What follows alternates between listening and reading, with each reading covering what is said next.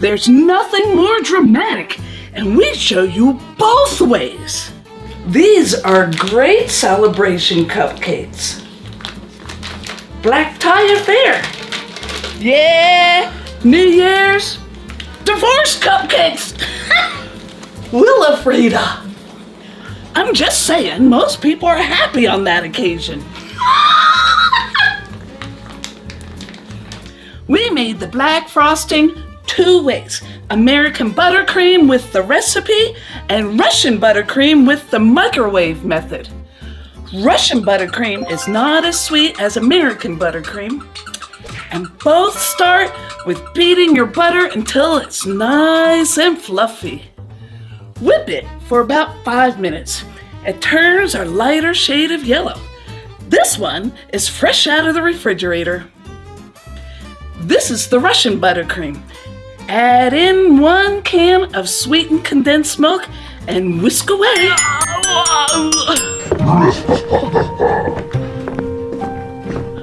Oh, cheese puff! Welcome to my fun house! Win and you get all the fuel you need. Lose, and well, I guess you won't have to worry about fuel ever again.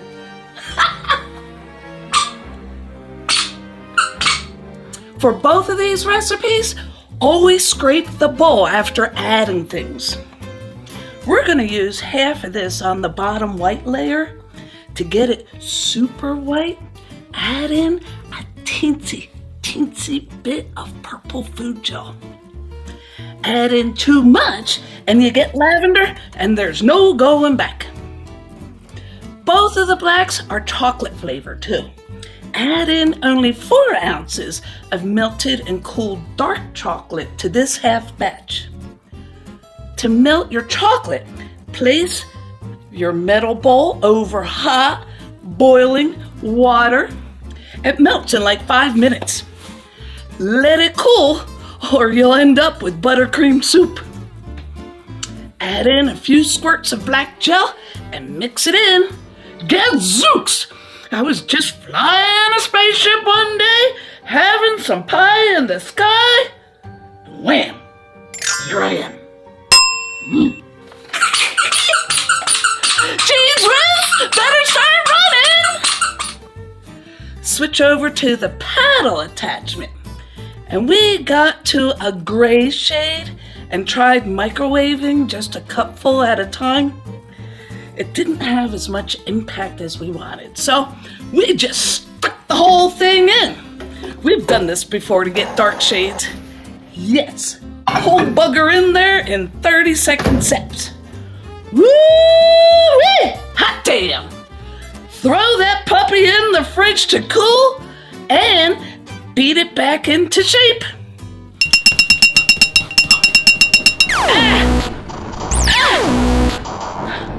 The bumper car floor is full of static electricity.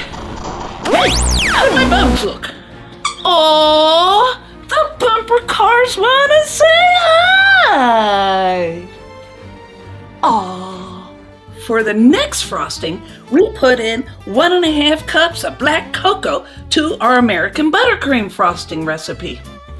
To your whipped butter, add a whole 2-pound bag of powdered sugar. To turn down the super sweetness, we put in half a teaspoon of salt. It helps a lot. Then add in the black cocoa. We left our Amazon link in the description along with the rest of the recipe. Whoops! You might want to add this in a half cup at a time. This came out super thick, and we added a whole cup of milk to get it to piping consistency. Add in that black gel generously. Did I forget to mention the maze of mirrors? I just got myself up! Whoa! This is the ripple button. I'm feeling a little bit queasy. And look here. Let's see what this one does right here.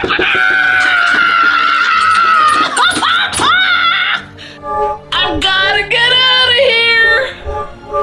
This is a big batch, enough to cover an 8-inch cake with leftover for decorating. Isn't it delicious looking? And it'll be darker even tomorrow. Black frosting in any dark color always gets darker the next day. Whatever shade you had it, it'll be darker in that shade. So if it was dark brown, it's not going to suddenly get black. You want dark black to get to darker black. And we use the paddle instead of the whisk because the whisk adds in air and lightens colors. We know things around here. That's come to call me Wilfrida Flavor Fairy. We scooped out the middle, piped the white around the edge, and dipped it in all kinds of different sprinkles. Quite jazzy, huh? These are so festive, I think I'll bring them to the Flavor Fairy New Year's Eve party. These kitchen loonies are too much fun! Oh, hold on, Chessy, I'm coming to the rescue, my old pal. If you laugh today, boop that bell, give it a like, and leave a comment. Tell us what's your favorite character. It's Wilfrida, isn't it? Give me the vote. Wilfrida Flavor Fairy. Huh.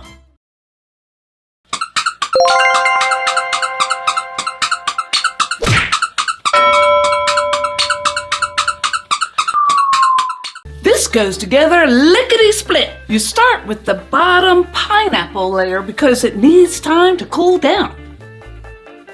Whisk together 1 cup of sugar and 2 tablespoons of cornstarch. This keeps the cornstarch from clumping up when you add in a whole 20-ounce can of crushed pineapple. Stir this on medium heat until it gets really thick and clear.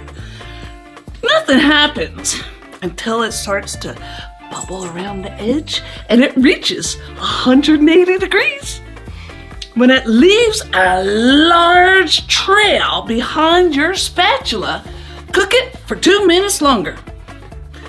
Pour it in another bowl to stop the cooking and cool it down. You know, Chessy would love this. We haven't seen her since she found that spaceship in the back of the pantry. She stopped to refuel on the Planet Carnivex. Oh, that explains it.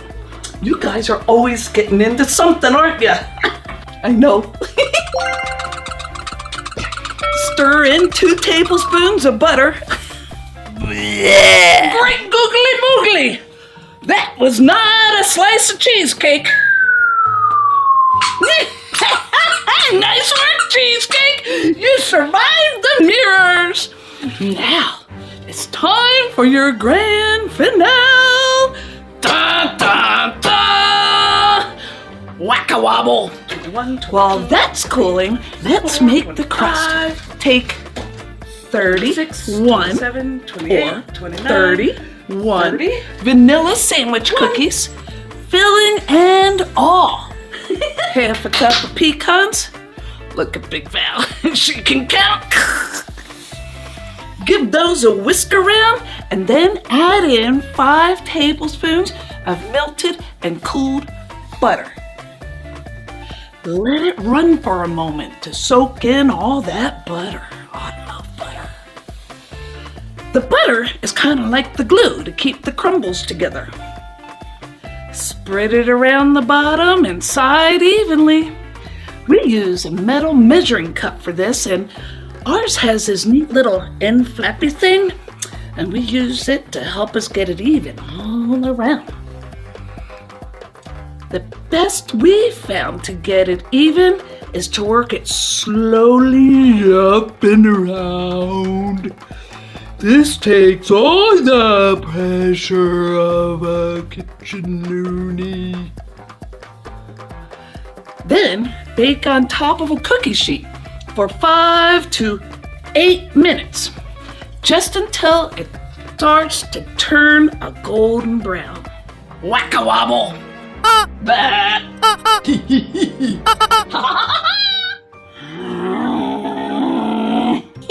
All you gotta do is bonk the wobbly clowns before the timer runs out to earn your fuel. Oh, but I should warn ya, the mallet might be, randomly collapse. Whoopsie-daisy! You're a bigger booger snot than I thought, Bungledorff. This carnival's more crooked than a corkscrew. Cream together a brick of cream cheese, half a teaspoon of kosher salt, and half a cup of sugar. Your cheese and eggs should be at room temperature, and this is the safest way to do it. Plop them in a bowl of warm water, as warm as your dishwater, and like 10 minutes, they're ready. Voila! Add in an egg at a time. We scrape down the bowl every time we add something. It helps to keep away those pesky lumps.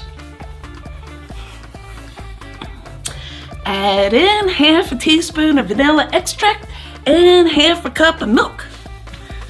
Looks a little soupy, but that's okay.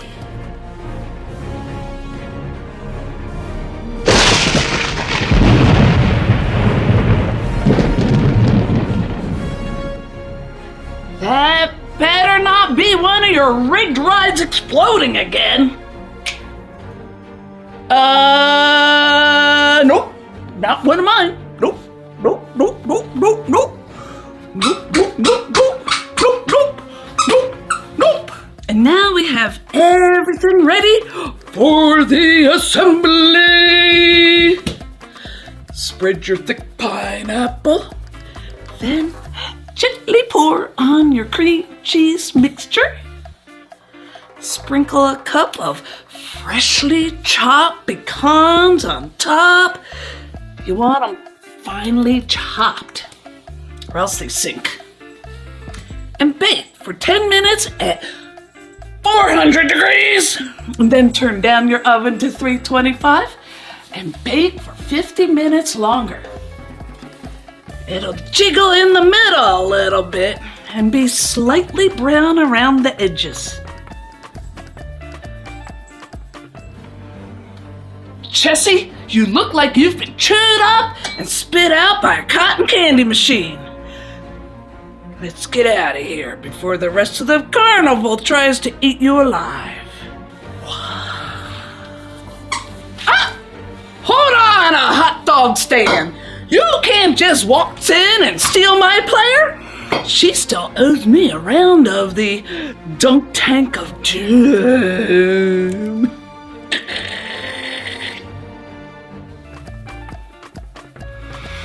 Chill overnight in the fridge. Pipe on some stabilized whipped cream. We left the recipe below in the description with everything else, like we always do, in case you didn't find it by now.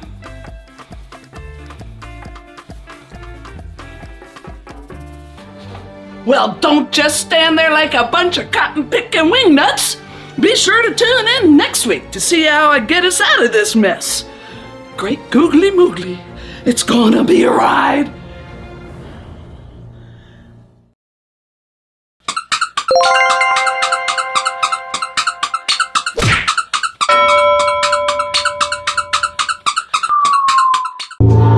Overnight monkey bread means you can serve it hot when you want. And it all starts with stirring your yeast into your warm milk, as warm as your dishwater. You know, Captain Breadhook really needs to make this. Captain Breadhook is off being a superhero. She's helping Chessy Cheesecake, who got stranded on Planet Carnivex. Take 2 cups of flour, 2 eggs, I guess you could crack them right into the bowl, 1/4 cup of sugar, and get her going. Round and round and round. Drizzle in your milk. Then 5 tablespoons of melted butter. 1 teaspoon of fine sea salt. Bread like sea salt. Cakes and sweets like kosher salt. Add in the rest of your flour a cup at a time. When you get to the last cup, add it in by the 1/2 cup because you don't want it to get too stiff. See here? It's just on the verge of being ready. And it's okay to overmix. Actually, I think it's impossible to overmix bread because you want the gluten to form. So, let your mixer do the work for you. See how it's pulling away from the sides but still rather sticky? It's ready for the kneading. Leaving already? But the fun's just getting started.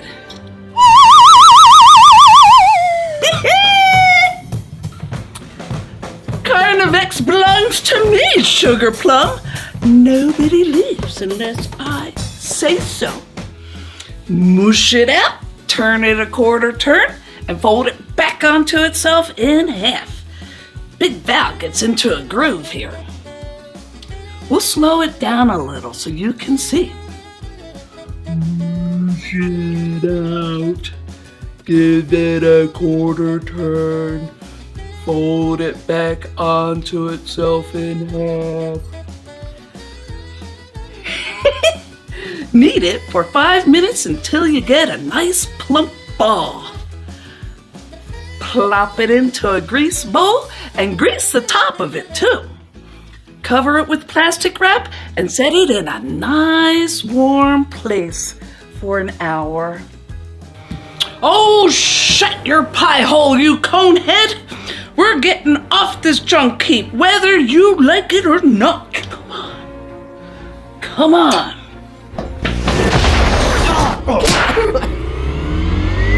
Come on, Chessy. Let me introduce my little friend. The Carnivex cannon. It's got 1 setting. Kaboom!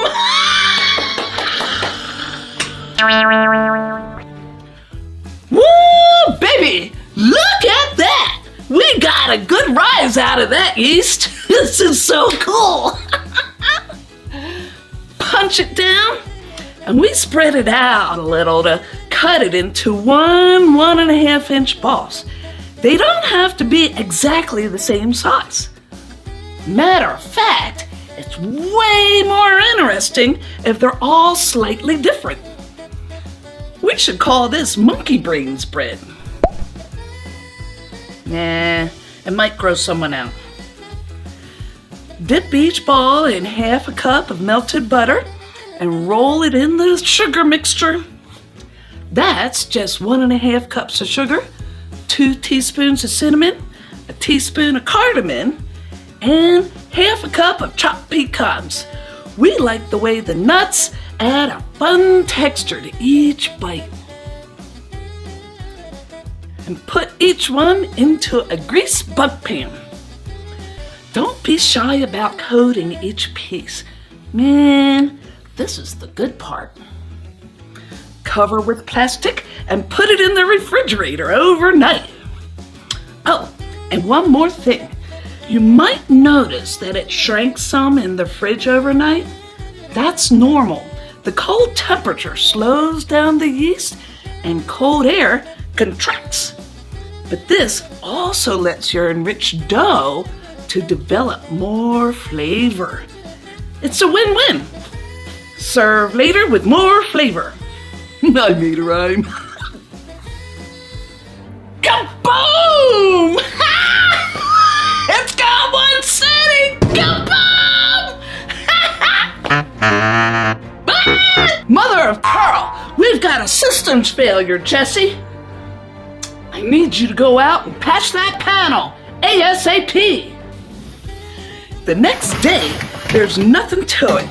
Take it out of the fridge and preheat your oven to 350 degrees. Place it in the middle of the oven and bake for 35 to 40 minutes. Near the end of the time, the top might start turning too brown, like a little browner than your sandwich bread top. Put a foil tin on top. Let it rest in the pan for 5 minutes and flip it over. Give the caramelized sugar a few moments to let go of the side. Ah! It's so good when it's fresh out of the oven. It's called monkey bread because it's eaten the way monkeys eat. Just pull off a piece. Oh, I've got tricks, all right. Just hang on tight. We're about to flip the script on this circus act. Stay tuned next week.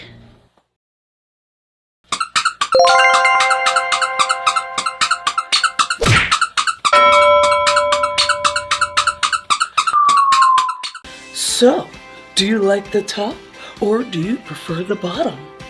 There's 2 ways to make apple pandaughty, you naughty. I wonder what happened to Captain Bread Hook and Chessy Cheesecake. They're missing. I know, both their spaceships are gone. Captain Bread Hook went to save Chessy on that alien planet. The one with the apples on top is from the Boston Cooking School cookbook, which was first published in 1896. We have the 1941 edition. Put 2 cups of apples, peeled and sliced, into a well-buttered baking dish. Sprinkle on top a 1/4 cup of brown sugar, a 1/4 teaspoon of nutmeg. We have some real nutmeg left over from when we made Marcus Waring's tart. Check out that video. A 1/4 teaspoon of cinnamon and a 1/4 teaspoon of kosher salt. Bake them until they're soft. Our skinny pieces took 20 minutes. Whee! Whee! Gadzooks! What else is in here?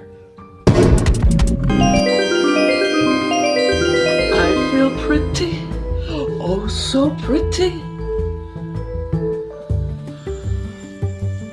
Oh gee willikers, I'm charming, quite charming.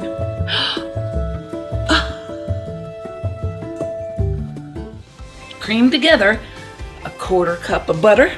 It's so little, isn't it cute? 1/2 cup of sugar and 1 egg. And all of these should be at room temperature so they dance well together. Then alternate in your dry and your wet just like a cake. That's 1 1/2 cups of flour, 2 teaspoons of baking powder, sift it in, and 1/2 cup of milk. Smooth out your batter in a buttered baking dish, the pretty one.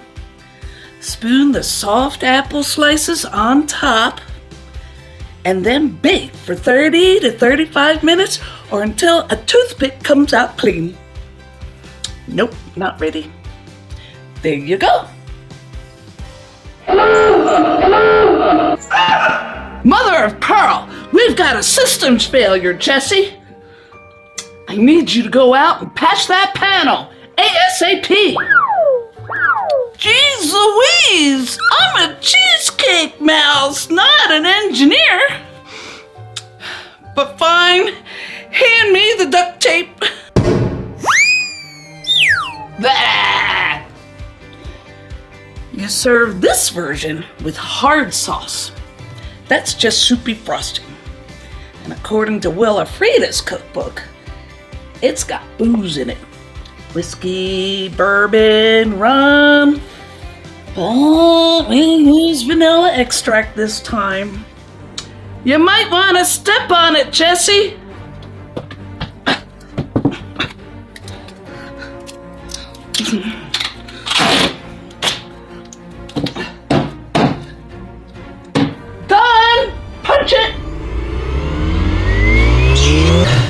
for me to get in. And this version has apples on the bottom, just like my mom's peach cobbler. Card somewhere. Just click on it and you'll be able to watch it after this video. In your favorite saucepan, 1 cup of brown sugar, 1/4 cup of flour, 1/4 teaspoon of kosher salt, a teaspoon of cinnamon, and a teaspoon of nutmeg. Whisk that all around. Prevents lumps. 1 cup of water with 1/2 teaspoon of vinegar. Cook this on low heat until it thickens. That'll happen around 180, 200 degrees. There'll be a distinct path behind your spatula and it'll form like a ribbon on top. Pour this over 6 cups of sliced apples that are spread out in a well-buttered baking dish.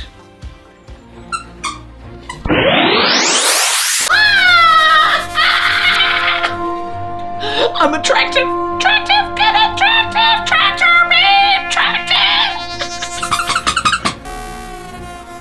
What the heck now? I cracked myself up. That lunatic hooked us with a tractor beam. Looks like she's not done with the games yet. For the topping, it's got its own magic too. Sift together 1 cup of flour, 2 teaspoons of baking powder, and 1/2 teaspoon of kosher salt. We're gonna do it by hand with the simple pastry cutter. Cut in 2½ tablespoons of cold butter. Stir in 3/4 cup of milk. Those lumps are the butter, and they're gonna add to the flakiness. Spoon it over the apples and bake for 40 minutes.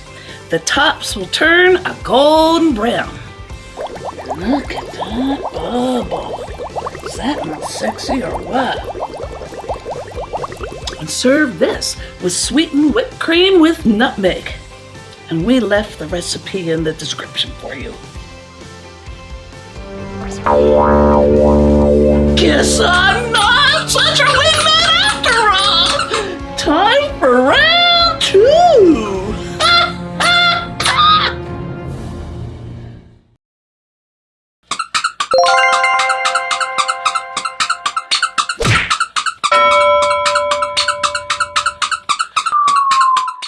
Our meringue looks really cool, doesn't it? It reeked, not because it was set, but because of the water bath. Yeah. Marina, your hair looks fabulous. Sir Fancy Pants did it. He runs the Snip and Splash salon down in the kitchen sink's drain pipe. Remember, darling, beauty is in the details. I'd really like your new earrings. Thank you. We left the link below. Separate 3 eggs. We separate them outside the bowl in case a yolk burst. You don't want any yolk mixed in with the whites.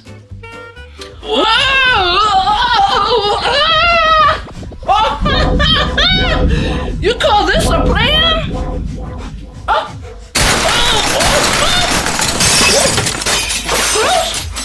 Trust me, Chessy, I've got a knack for getting out of tight spots.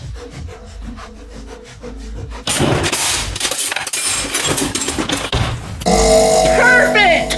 Oh yeah, and set a roasting pan of hot water in your oven to get the water up to temperature. I love to hang out in this water bath on my days off. It's so soothing for the scales and the bows. Add 2 tablespoons of sugar and a dash of kosher salt. Look, it really does say dash. Now, while whisking, drizzle in a cup of steaming hot milk. They call this tempering. It raises the temperature of the yolks up to the milk without making scrambled eggs. Place your bowl over hot water and stir it constantly until it coats the back of your spatula. That'll happen in about 7 minutes, 8 minutes, right after 170 degrees. Add in a half a teaspoon of vanilla extract and let it cool while we make the meringue top. Stick this in the auxiliary port. It'll overload the tractor beam. Whoa! Wow! What in the good gravy is this? It looks like something Jeannie would use. No time for questions, just plug it in before Bungledorff sends another clown. This is known as a French meringue. Whisk the egg whites until they're foamy all the way through to the bottom and start forming clouds on the top. Gradually add in 6 tablespoons of sugar and whisk this to stiff peaks. Oh, isn't that beautiful? Big Val always gets a kick out of this. Place a peach half in each and pipe on that meringue. We love piping so much. You can use dollops too if you want. Just give it a nice big whisk like you do for lemon meringue pie. And bake for 30 to 33 minutes until the meringue is a toasty brown. And I got a new lever. It's special. Let's see how they like the Jumbo Jack in the Box.